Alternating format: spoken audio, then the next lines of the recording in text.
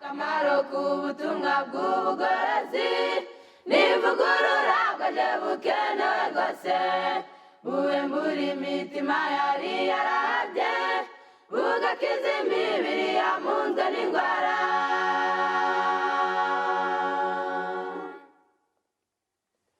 Akamaro k'ubutumwa bw'ubugorozi n'ivugurura bwaje bukenewe rwose ivugurura iyo rigeze mu mutima biga ibyaha byari byibasiye umuntu ubwo imibereho igahinduka misha hashingwa umushinga wo kunezeza abandi.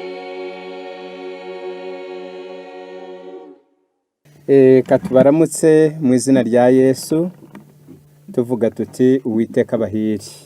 Amazina nitwa Kayogera Robert, n'igihe tugiye kubana mu cyigisho gikurikiyeho. Rero mbere yuko dukomeza reka dusenge. Turagushimiye cyane Data wera ugira imbabazi uri mu ijuru, tugushimiye neza yawe n'imbabazi watugiriye ibihe byose bigize kubaho kwacu, by'umwihariko kino cyumweru wabanye na buri wese mu nzira zose twagiye tunyuramo ziturindiramo umukiza wacu. Tugushimiye yuko muri uyu mugoroba wo gutangira isabato yera uduhaye amahirwe yo kugeramo turi bazima twese, izina ryawe rihabwe icyubahiro. Tugushimiye amagambo yawe ushimye kuduha muri uyu mugoroba, atwigisha kandi aduhwiturira kwegamira amasezerano yawe, kugira ngo tube ku isi tudahagaritse umutima, tube ku isi duturijwe mu byiringiro bikomoka mu masezerano yawe, uberwe icyubahiro. Tugiye gukomeza kwiga, umurikiye imitima yacu n'ubwenge bwacu, tubigusaba mu izina rya Yesu, amen. Reka twongere tubaramutse mu izina rya Yesu. Tugiye kwigira hamwe ijambo ritubwira ngo ifuhe Imana ifuhira isabato. Ifuhe Imana ifuhira isabato nibyo tugiye kwigira hamwe, kuko turi muri iki gihe cyo gutangira isabato cyangwa mu masaha yera y'isabato. Mu gitabo cya Yesaya ibice 42 ku murongo wa 8, Uwiteka aravuze ati ndi Uwiteka niryo zina ryanjye, icyubahiro cyanjye sinzagihundi. Imana icyubahiro cyayo igikomeyeho, icyubahiro cyayo ntiyifuza kugira undi bagisangira. Ibyo byatumye kugira ngo ishimwe cyangwa ishema cyangwa icyubahiro gikwiriye uwaremye biriho byose, Imana ishyiraho umunsi w'isabato kugira ngo ubu rwibutse ibya abaremwe bose yuko bariho, kuko hariho uwabaremye, kugira ngo uko urwo rwibutso rubibukije imbabazi n'imbaraga z'Imana zabaremye, maze ishema icyubahiro bikwiriye umuremyi bihabwe Imana Data wa twese, ariyo muremyi rukumbi waremye abakomeye n'aboroheje, irema ibiriho byose, ibikomeye n'ibyoroheje, ibyo tuzi n'ibyo tutazi kugeza uyu munsi, iyo niyo yabiremye. Noneho yashyiriyeho isabato kugira ngo hato hatazagira ubeshywa ngo yaremwe n'ikindi kintu, cyangwa se ngo yaremwe n'izindi mana, cyangwa se ngo yabayeho nk'impanuka. Oya, burya intego nkuru tutaranarebera hamwe uburyo Imana ifuhira isabato, dukwiriye kumenya impamvu Imana yatumye isabato iyikubitira, ikayitoranya, ikayishyira ku ruhande, maze igategeka abantu bose kuzajya baruhuka isabato. Kwari ukugira ngo icyubahiro cy'uwaremye biriho byose Imana itazagira undi gisangira nawe.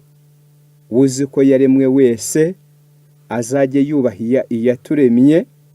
Noneho ishyiraho urwibutso, ishyiraho isabato kuba urwibutso rw'iyaturemye, kugira ngo icyubahiro cyayo itazagisangira n'undi. Bityo rero Imana yasobanuye iby'isabato n'uwo mugambi muri aya magambo yanditswe mu gitabo cyo kuva ibice 31 umurongo wa 12 ndetse n'umurongo wa 13. Iyo turayavuga tuyasomye, Imana yasobanuye umugambi yari ifite mu gushyiraho isabato no gutegeka abantu kuyiruhuka no kuyeza no kuyubaha nk'uko Imana yabitegetse. Yari ifite iyi ntego. Haranditse ngo Uwiteka abwira Mose ati kandi ubwira Abisirayeli uti ntimukabure kuziririza amasabato yanjye, kuko aricyo kimenyetso hagati yanjye namwe mu bihe byanyu byose, kugira ngo mumenye yuko ari jye Uwiteka ubeza. Isabato Imana yayishyiriyeho kugira ngo ibe ikimenyetso hagati y'Imana n'abayiramya. Niyo mpamvu rero icyaha cyo kwica isabato gihwanye n'icyaha cyo gusuzugura ibendera ry'ingoma y'Imana. Isabato Imana yayigize ikimenyetso, cyangwa mu yandi magambo ikirango kiranga ingoma yayo muri rubanda rwose yaremye. None isabato ntabwo Imana yayitegetse nk'impanuka biyigwiririye, cyangwa ngo ribe itegeko Imana yahaye abantu ngo baryubahirize ariko nta mugambi. Oya, isabato Imana yayishyiriyeho kugira ngo ibe ikirango hagati y'Imana n'abayiramya. Iyo umuntu abirenzeho, isabato akayubahuka, isabato akayisuzugura, abakoze icyaha imbere y'Imana gihwanye n'cy'umuturage wubahutse cyangwa agasuzugura ibendera ry'ubutegetsi bumutwara. Ngicyo ubwo rero iki kimenyetso Imana yagishyiriyeho kugira ngo uko isabato izajya igera, abakomeye n'aboroheje bamenye ngo Imana niyo yaturemye, iyaturemye mu minsi 6, iyaremye ibidutunga yabiremye mu minsi 6, iyaremye ibyo dutunze yabiremye mu minsi 6, iyaremye bitunezeza yabiremye mu minsi 6, bigeze ku munsi wa 7 iraruhuka.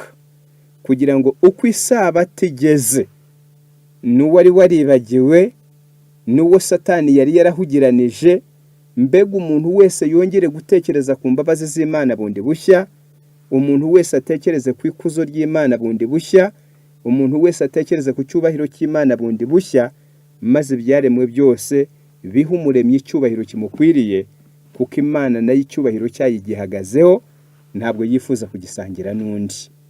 Nicyo cyatumye itegeko ritangwa, kugira ngo icyubahiro cy'Imana kirindirwe mu mitima y'abantu bose. Noneho kugira ngo twihute, reka turebere hamwe ifuhe Imana ifuhira umunsi w'isabato. Iyo iri tegeko ryirengagijwe, isabato igasuzugurwa, biba bisa nk'aho ibendera ry'Imana ryakandagiranywe rigateshwa agaciro. Ibyo nibyo byabayeho mu gihe cy'umuhanuzi Yeremiya, ari byo ngiye kubasomera. Yeremiya ahaguruka guhanura, burya mu Isirayeli hari hariho uburumbuke bw'iby'umwuka, kuko Yeremiya yahagurutse guhanura ari mu mwaka wa 15 w'ingoma y'umwami Yosiya. Reka mbisome mu gice cya mbere n'icya kabiri, noneho ndaza kubabwira uko ibintu byari byifashe muri icyo gihe. Yeremiya igice cya mbere. Ubwo icyo duhiga muri iyi nkuru yose ni ukureba ifuhe Imana ifuhira umunsi w'isabato. Yeremiya ahaguruka atangira guhanura. Mwumva uko ibintu byari byifashe, nako byari ryari. Amagambo ya Yeremiya mwene Hirukiya wo mu batambyi bahoze muri Anatoti mu gihugu cya Benyamini, yabwiwe ijambo ry'Uwiteka ku ngoma ya Yosiya mwene Amoni umwami w'Abayuda mu mwaka wa 15 wo ku ngoma ye. Icyo nshaka, uyu mwami witwa Yosiya inkuru ye iri mu gitabo cya kabiri cy'abami ibice 22 n'igice cya 23 cyose. Yewe muzasome no mu rwa kabiri rw'abami nako rwa kabiri rw'ingoma igice ni cya 34 uhereye ku murongo wa 8 uzasoma icyo gice cyose ukirangize. Ibyo muzabyisomera mu gihe cyanyu. Uyu mwami Yosiya uwo Yeremiya yatangiye guhanura ari uri ku ngoma, yari umwami mwiza cyane ukiranuka. Yari yarazanye ivugurura rikomeye mu Bisirayeli. Ibigirwamana byose yari yarabisenyeye. Gahunda zo ku rusengero zari zaravuyeho azisubizaho. Urusengero rw'Imana rwari rwarasibye ararusana. Ibigirwamana byose yari yarabitsembye mu gihugu. Aho basengeraga ibigirwamana kutununga hose yari yarahatsembye. Pasika yari imaze imyaka n'imyaka itasezeririzwa yari yarayigaruyeho. Mbega ibigaragara, Yeremiya haguruka atangira guhanura mu Isirayeli hari y'uburumbuke bw'iby'umwuka. Birumvikana? Ariko nubwo hari uburumbuke bw'iby'umwuka bwari buzanywe n'ivugurura ryakozwe n'umwami Yosiya, ariko uburakari bw'Imana bwari bukibariho bitewe n'uko isabato yo itubahirizwaga. Nicyo cyatumye Yeremiya ahaguruka atangira guhanura.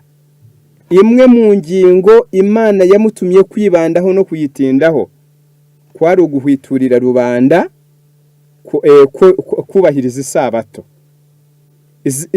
Ibuka ko ivugurura ryinshi ry'iby'umwuka uyu mwami Yosiya yari yararikoze, ariko kuko ikibazo cy'isabato Yosiya we atagihagurukiye, ubwo nicyo Yeremiya we yatumwe guhagurukira. Kuko nubwo abantu bari bamaze kwisubiraho, ibibi byinshi bamaze kubireka, ariko uburakari bw'Imana bwari butarabavirira igihe cyose isabato yari itarubahwa. Dore aho byanditswe. Turasoma Yeremiya ibice 17, turasoma umurongo wa 19, turaza kugeza ku murongo wa 27. Turagenda intambwe ku ntambwe. Yeremiya ibice 17. Harimo aya magambo agira ati: uku niko Uwiteka yambwiye ati, genda uhagarare ku irembo rya rubanda, aho abami b'Ubuyuda binjirira n'aho basohokera, no mu marembo yose y'i Yerusalemu, ubabwira uti, nimwumve ijambo ry'Uwiteka mwa bami b'Ubuyuda mwe, mwese abanyura n'abatuye Yerusalemu mwese abanyura muri aya marembo abanyura muri aya marembo y'i Yerusalemu. Umurongo wa 22. Ntimugasohora umutwaro mu mazu yanyu ku munsi haraho nari nsimbutse. Ni umurongo wa 21. Uku niko Uwiteka avuga ati, mwirinde mutikorera umutwaro ku munsi w'isabato, haba no kuwukisha mu marembo y'i Yerusalemu. Ntimugasohora umutwaro mu mazu yanyu kuri uwo munsi, kandi ntimukagira umurimo wose mukora, ahubwo mujye mweza umunsi w'isabato nk'uko nabitegetse basogokuruza banyu. Ubwo nibwo butumwa Yeremiya mbega niyo ngingo Yeremiya we yadukanye. Ibindi byinshi Yosiya yari yarabishize ku murongo. Insengero zo kutununga yarazisenye. Urusengero rw'Uwiteka rwasibanganye yari yararugaruyeho. N'igitabo cy'Imana cyari cyaratawe na Manase w'umunyabyaha, Yosiya yari yarakigaruyeho. Nuko ivugura ry'umwuka ribaho rigenda neza. Ikibazo gisigara ari isabato. Ariko kuko Imana yirinda n'ifuhe, ntabwo yayirengeje amaso ivuga ati bagerageje n'ubundi byinshi bari babitunganije, n'ubundi ntako batagize ukurikizaho bari bageze bononekara, ngo icyo cy'isabato Imana ikirenza amaso. ahubwo Yeremiya haguruka ari wo mutwara afite, ari bwo butumwa bw'ingenzi abazaniye, abahwiturira gukomeza isabato. Ubu butumwa bwa Yeremiya bwari buherekejwe n'amasezerano abiri. Isezerano rimwe kuri kondisiyo yo kumvira, isezerano rya kabiri kuri kondisiyo yo kutumvira. Ubwo mu Kinyarwanda baravuga ngo iyo bitabyara inyana byagombaga kubyara ikimasa. Ayo masezerano niyo ngira ngo mbasomere. Isezerano rya mbere ryari ryubakiye kuri kondisiyo yo kumvira, riri ku murongo wa 24 n'umurongo wa 25. Haranditswe ngo, Uwiteka aravuga ngo, nuko nimunyumva numwete, nimutugira umutwaro mukisha mu marembo y'uyu murwa ku munsi w'isabato, haba ahubwo mukaweza, nimugira umurimo muwukoraho, nibwo abami n'ibikomangoma bari ku ngoma ya Dawidi bazinjira muri uyu murwa bari ku magare y'intambara no ku mafarashi, bo n'ibikomangoma byabo n'abantu b'Ubuyuda bose n'abahatuye Yerusalemu, kandi uyu murwa uzahoraho iteka. Nibyo ubutumwa Yeremiya yarazanye bwo guhamagarira rubanda kubaha isabato no kuyubahiriza, bwari buherekejwe n'isezerano ry'amahoro ku murwa, amahoro ku bami, amahoro ku batambyi n'amahoro kuri rubanda. Nibyo, ariko hirya yaryo iri sezerano ryari rifite mukeba waryo nawe ari ku murongo wa 27. Haravuga hati, ariko nimwanga kunyumvira ngo mweze umunsi w'isabato, ahubwo mukikorera imitwaro mukayinyuza mu marembo y'Yerusalemu kuri uwo munsi, nzakongeza umuriro mu marembo yaho, uzatwika amanyumba y'i Yerusalemu kandi ntabwo uzazimwa. Ubwo rero byanze bikunze muri aya masezerano hagombaga kuzasohora murimo bumvira amahoro ku murwa, amahoro ku batambyi, amahoro ku bami, amahoro kuri rubanda. Ariko bagoma, Imana ikongeza umuriro ugatwika umurwa w'i Yerusalemu. Byarangiye bite rero? Reka mbabwire iyo byarangiriye. Byaje gusoza batumviye Imana ikongeza wa muriro. Uwo muriro yakongeje yakoresheje ukuboko k'umwami witwa Nebukadineza, umwami w'i Babuloni. Ahaguruka ari Imana imuhagurukije. Byanditswe muri Yeremiya 27. Imana imugira inkoni yayihana, aragenda atwika inkike z'i Yerusalemu, atwika urusengero rw'i Yerusalemu, atwika umurwa w'i Yerusalemu, arangije Abayuda babajyanaho iminyago. Tugiye kurebera hamwe koko icyatumye Abayuda banyagwa no kwica isabato. Igisubizo turagisanga mu gitabo cya Nehemiya. Nehemiya ibice 13 herekana ko burya icyaha cyatumye Abayuda bajyanwaho iminyago cyari icyaha cyo kwica isabato. Reka tubisome. Nehemiya ibice 13 turasoma umurongo wa 17 n'uwa 18, ariko kubw'inyungu z'abadukurikiye wenda badasanzwe basoma Bibiliya cyane, reka duhere ku murongo wa 15, nubwo twebwe twifuzaga gusa gusoma umurongo wa 17 n'uwa 18, ariko ku nyungu z'abandi badukurikiye wenda baba batazi cyane iby'iyi nkuru, reka dusome duhereye ku murongo wa 15. Ntarasoma, reka mbanze nsobanura iki ngiki. Nubwo uko ibitabo bya Bibiliya bitondetse, Nehemiya ari ubanza hino, Yeremiya akaba hirya cyane, ariko mu mateka y'uko abahanuzi bahanuye, Yeremiya niwe wabayeho mbere ya Nehemiya, kuko Yeremiya yahanuye Abayuda bataranyagwa, naho Nehemiya wahagurukira gukorera Imana abayuda baranyazwe kera barataha mbega ni uwa nyuma. Ubwo rero mu bya Nehemiya hatwerekana ko burya kwanga ya miburo ya Yeremiya yo kubahiriza isabato nibyo byatumye banyagwa. Turaza kubisoma, reka mpere ku murongo wa 15 ariko byo biri ku murongo wa 17 n'uwa 18. Reka nsome. Abayuda bamaze kuva mu bunyage bagarutse i Yerusalemu, bakomeje gukora cyaha cyo kubahuka isabato ariyo bendera ry'ingoma y'Imana. Ibyo bituma uburakari bw'Imana butabavirira. Ndasoma. Muri iyo minsi mbona i Buyuda abantu bengera mu mivure ku isabato, n'abandi bazanaga imiba bakayikoreza indogobe zabo. Mbona na vino n'inzabibu n'imbuto z'imitini n'imitwaro y'ubwoko bwose bazanaga muri Yerusalemu ku isabato. Nabaye umugabo wo kubahamya, wo kubashinja, ego ku munsi baguriyeho ibyo kurya. Mukurikiraniye inkuru. Kandi hari abagabo b'Itiro bazanaga amafi n'ibintu by'uburyo bwose bakagura n'abayuda ku isabato muri Yerusalemu. None tugeze kuri ya mirongo yombi. Nehemiya bibonye, mumva ukuntu yababwiye. Nuko ntonganya imfura zo mu Bayuda, ndababaza nti niki cyabateye gukora icyaha gisa gityo mugasuzugura umunsi w'isabato?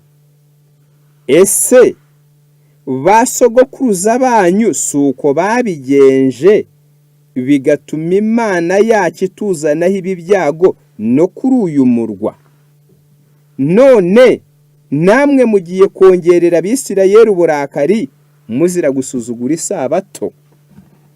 Muri aya magambo, muri iyi nkuru yose twigamo ibintu bibiri. Icya mbere twigamo nuko burya icyaha cyo kwica isabato cyari mu byaha by'ibanze cyatumye abayuda bajyanwaho iminyago. Nicyo cyatumye Nehemiya babaza ngo ese basogokuruza banyu suko babigenje bigatuma Imana yacu ituzanaho ibi byago ikabizana no kuri uyu murwa? Ubwo yumva yuko mu myizerere ya Nehemiya yarazi yuko ibyago byagwiririye Yerusalemu, ibyago byagwiriye abayuda byari byaratewe n'icyaha bakoze cyo gusuzugura iki isabato, cyo gusuzugura isabato. Ubwo nibwo ibyavuzwe na Yeremiya byari bisohoye ngo nimwanga kumva nanjye zakongeza umuriro uzatwika uyu murwa kandi ntabwo uzazimwa. Nuko Imana yawucanye.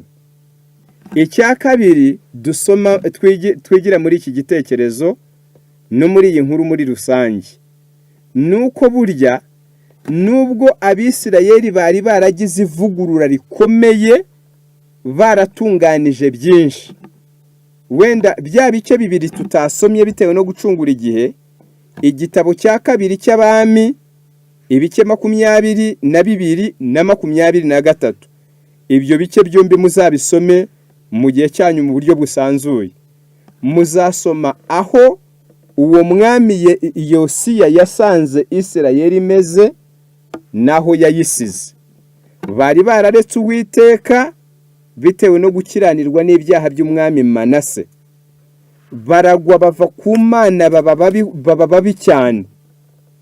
Ariko uwo mwami Yosiya ahagurutse asanga urusengero ngo rwari rwararaye n'inzira zijyayo zarasibye, ntawe ukijya gusenga. Arabivugurura. Igitabo cy'amategeko cyari cyaratawe, aragitarura, bongera kucyandika bushya, bakigisha rubanda. Kuri buri gasozi, buri kanunga hari ibicaniro batambiraho ibigirwamana. Ibyo byose Yosiya arabirwanya, arabikora. Mbega azana ivugurura rikomeye mu Bisirayeli.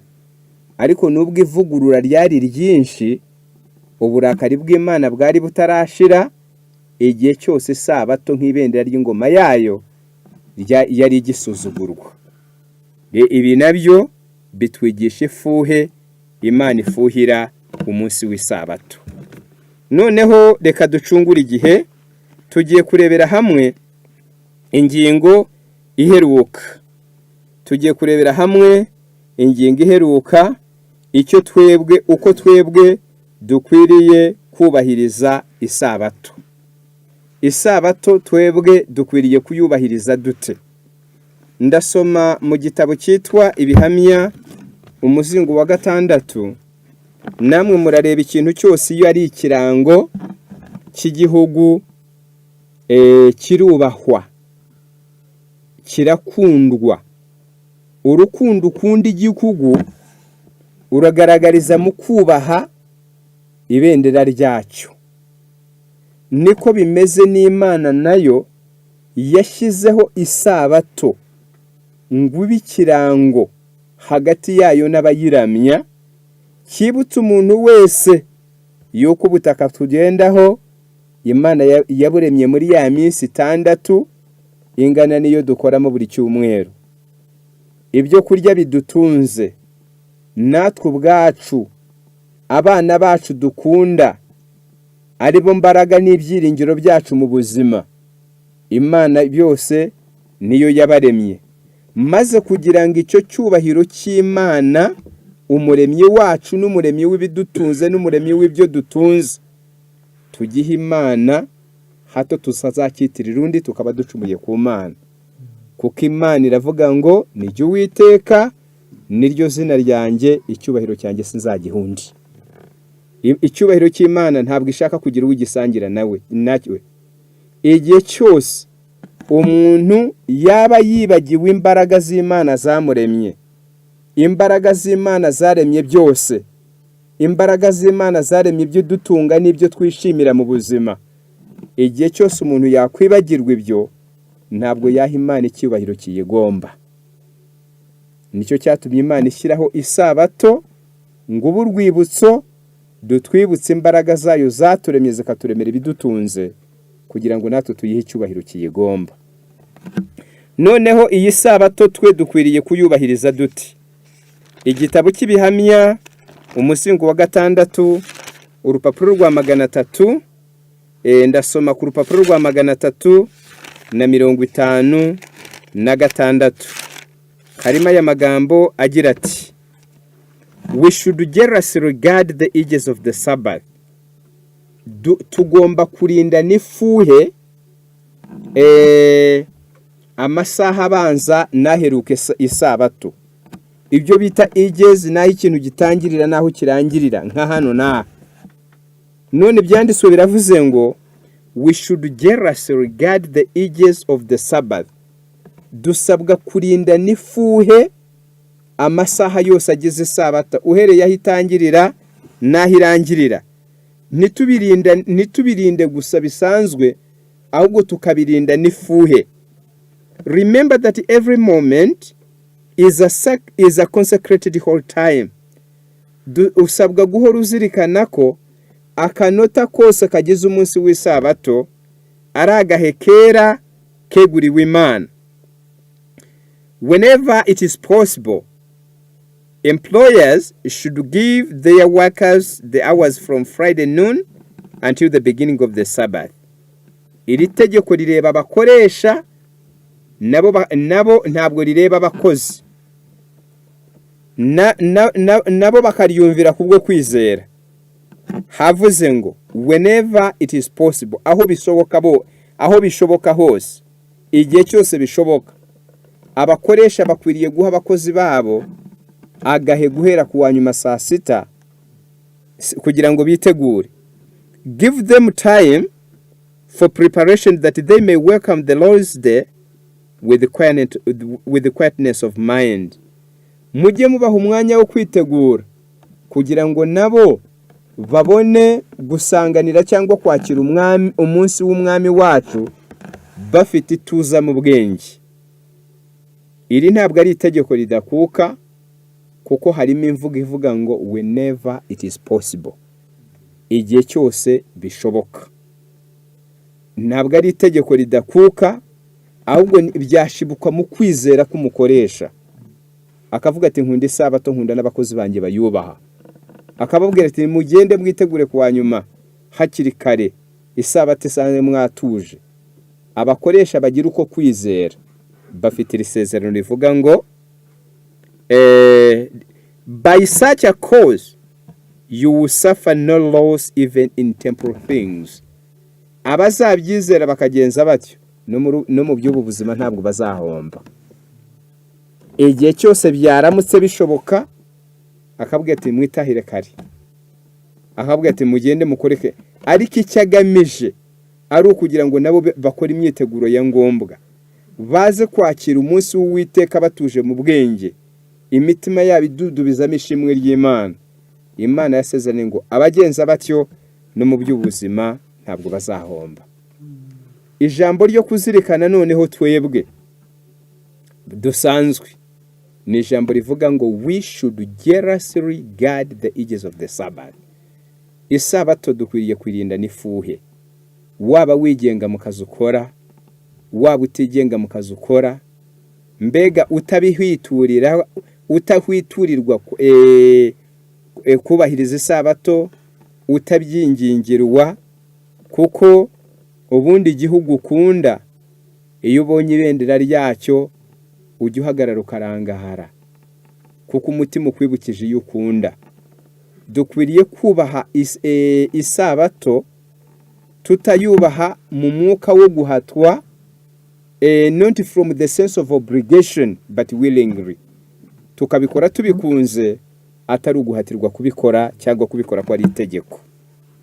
Ndagira ngo noneho nsome ikindi gitabo, mu kindi gitabo cyitwa Abakurambere n'Abahanuzi, namwe ndasomamo andi magambo asa nayo.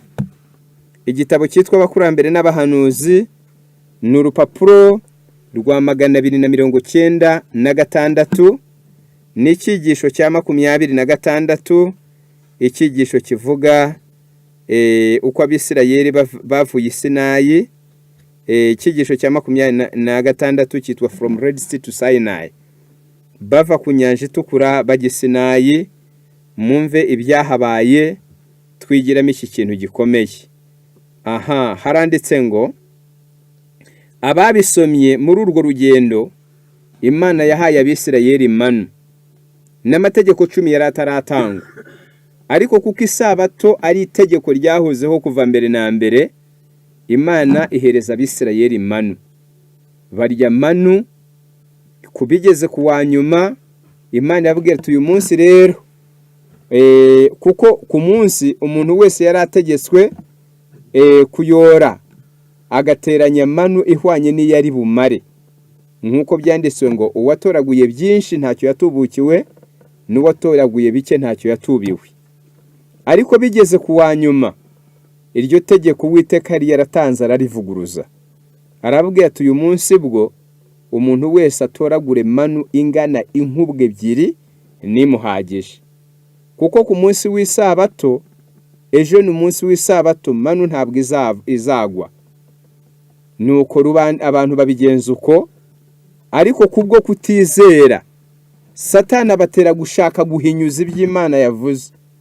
Biranditswe ngo mu gitondo cyo ku munsi w'isabato, rubanda bava mu ngando bajya kureba koko ngo batoragure, basanga nta yaguye, babona kwizera iby'Imana yavuze. Ariko Uwiteka w'ibyaramubabaje aravuga ati muzageza he kunsuzugura? Nuko Uwiteka yabwiye Mose, iyo nkuru murayizi. Noneho reka turebe icyo twigiramo muri iki gihe cyacu kirebana n'uburyo dukwiriye kubahiriza isabato. Page 296, ndasoma kuri paragrafu ya mbere. Haranditswe hati God requires that his whole day be as sacredly observed now as in the time of Israel. Imana isaba ko umunsi wayo wera muri iki gihe tuwubahiriza nkuko byari biri mu minsi y'Abisirayeli. The command given to the Hebrews should be regarded by all Christians as an injunction from Jehovah to them. iri tegeko ryahawe abaheburayo abakristo bose bagomba kurifata nk'amabwiriza y'Imana abagenewe. The day before the Sabbath should be made a day of preparation that everything may be in readiness for that sacred hours. Umunsi ubanziriza isabato ariho kuwa nyuma ugomba kwegurirwa kuba umunsi w'imyiteguro kugira ngo ibintu byose bitunganywe bitegurwe abantu bitegura igihe amasaha yera. Hepfo hakomeza hatubwira ibikurikira. In no case should our own business be allowed to encroach upon whole time. Ntihakagira impamvu iyo ari yo yose yatuma twemerera imirimo yacu bwite kurya ku masaha yera. God has directed that the sick and the suffering be cared for. Imana yategetse ko abarwayi n'imbabare bagomba kwitabwaho nubwo haba ari ku isabato. The labor required to make them comfortable is a work of mercy. Umurimo ukorewe kugira ngo bagubwe neza abo barwayi n'izo mbabare aba ari umurimo w'imbabazi and no violation of the Sabbath. Kuwukora ntabwo umuntu aba yishe isabato. But all unnecessary work should be avoided. Ariko indi mirimo yose itari ngombwa igomba kuzibukirwa rwose. Ndakomeza nsoma. Many carelessly put off till the beginning of the Sabbath little things that might have been done on the day of preparation. Abantu benshi kubw'uburangare bajya barazi kuturimo bakagombye kuba bakora ku munsi wo kwitegura bakaturazika kugeza isabato igeze. This should not be. Bene ibyo ntibikabeho. Work that is neglected until the beginning of the Sabbath should remain undone until it is past. Umurimo wose umuntu yirengagije gukora isabato karindi mutangiriraho ugomba kure kutyo ntawukore kugeza irangiye. Agomba kusubirikiraho ntawukore kugeza isabato irangiye. This cause might help the memory of those thoughtless ones and make them careful to do their own work on the 6 working days. Uwo mwanzuro wafasha n'abantu b'indangare batagira icyo bitaho bakazajya bazirikana kurangiza imirimo yose bareba mu minsi 6 y'imirimo. Nguko uko dukwiriye kubahiriza isabato. Kurenga kuri ibi ni ukwica isabato. Kwica isabato ni ukwikururira ifuhe ry'Imana ritabura kuzana n'ibihano nk'uko byabaye ku Bisirayeli mu gihe cyashize hakurikije ibyo twamaze gusoma. Noneho ndagira ngo ngana ku musozo some mu kindi gitabo cyitwa Ibihamya umuzingo wa 2. Noneho turebere hamwe iyo isabato yubahirijwe neza Imana yitangiramo imigisha.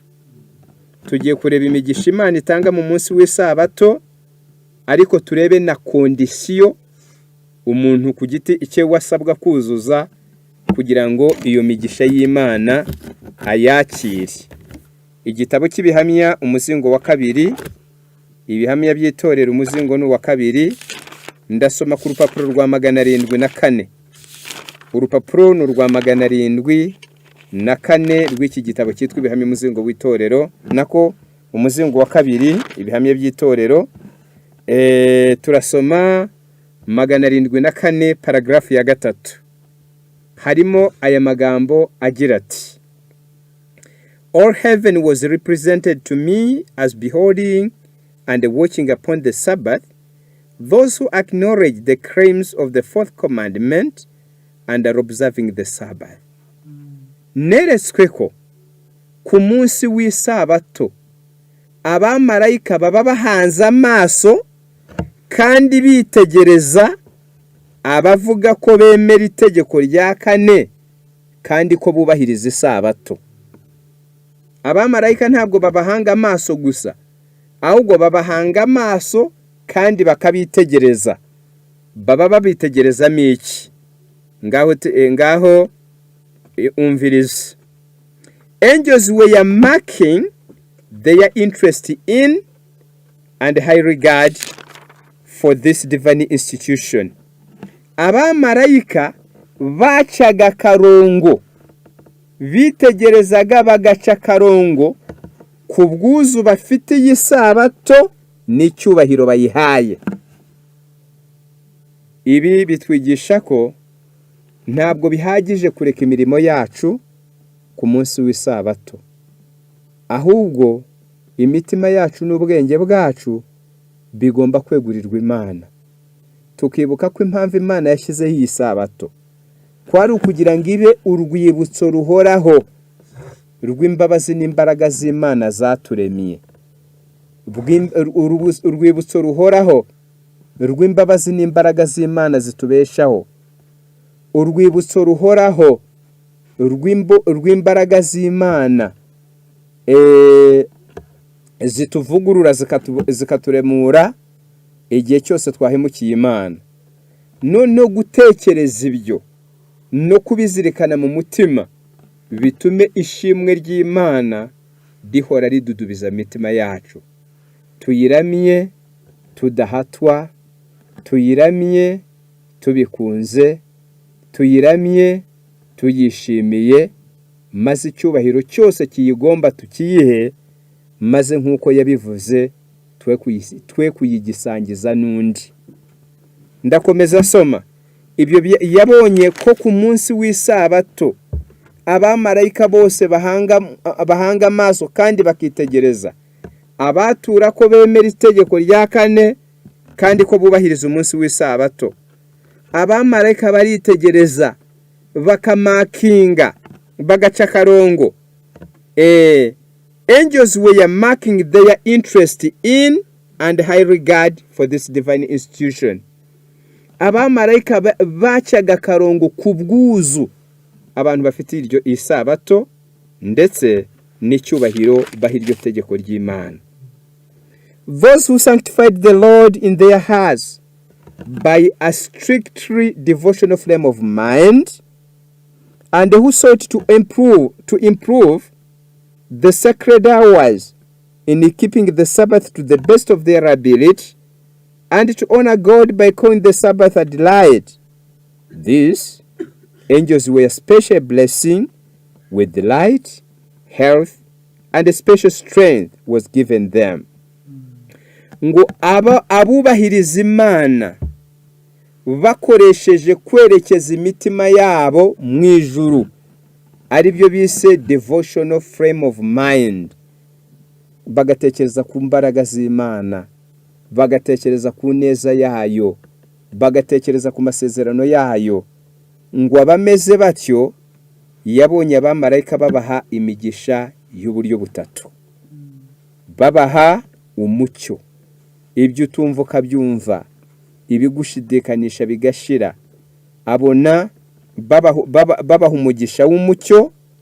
Icya kabiri, babaha amagara mazima, uwararanye amavunane, uwararanye ubwinanirwe, uwararanye umusonga, mu gitondo akabyukana imbaraga ameze neza.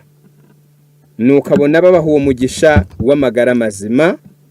Noneho ikindi giheruka ni imbaraga yihariye, the special power, imbaraga ituma itsinda icyaha cyari kimaze iminsi cyo kuzazanya, imbaraga ituma ubabarira uwo wananiwe kubabarira, imbaraga ituma ucika ku ngeso yari yarakubasa imyaka.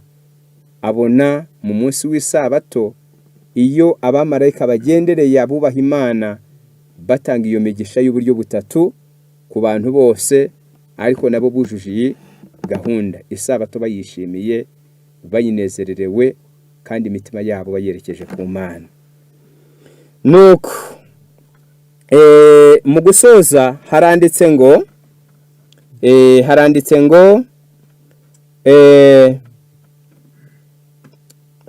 but on the other hand, the angels were turning from those who failed to appreciate the sacredness of God's sanctified day.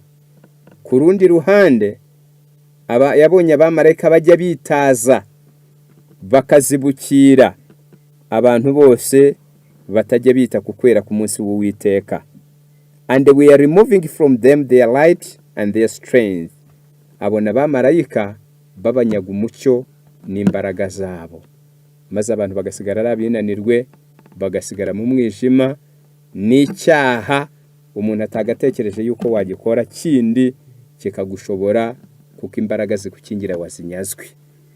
Ibyo byose bitwigisha ikintu kimwe: ifuhe, Imana ifuhira isabato.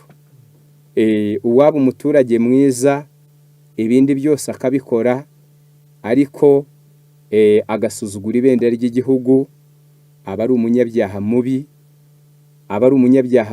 Ibindi byose yakoze byiza nta gaciro byahabwa kuko yasuzuguye ibendera. Niko bimeze no ku Mana.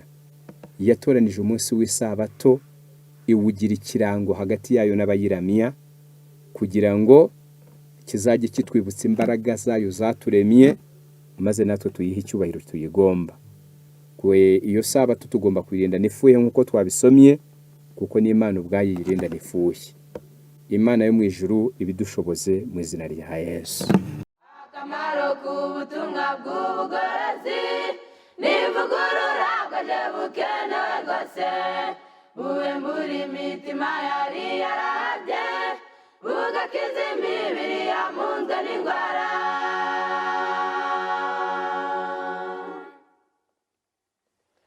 Akamaro k'ubutumwa bw'ubugorozi n'ivugurura bwaje bukenewe rwose, ivugurura iyo rigeze mu mutima biga ibyaha byari byibasiye umuntu, ubwo imibereho igahinduka misha, hashingwa umushinga wo kunezeza abandi.